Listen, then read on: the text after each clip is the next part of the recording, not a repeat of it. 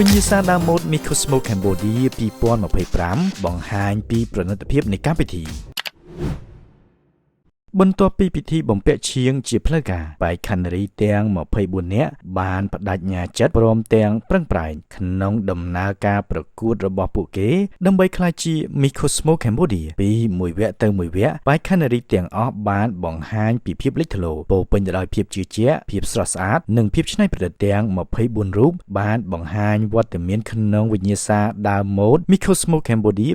2025ក្នុងកម្មវិធីមានទាំងភ្ញៀវជាតិនិងអន្តរជាតិបានបង្ហាញរូបភាពក្នុងភាពស្រស់ស្អាតនិងស្រស់សង្ហា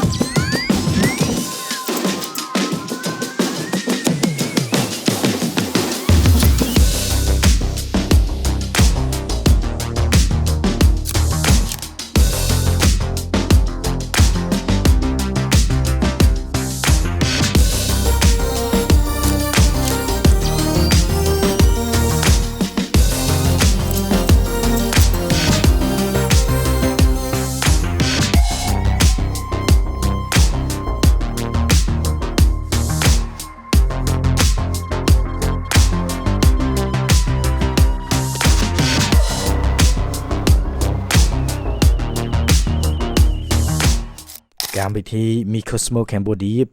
2025កំពុងផ្ទុះការគាំទ្រខ្លាំងក្នុងសង្គមសិល្បៈនិងអ្នកគាំទ្រកម្ពុជាដែលចាំតាមដាន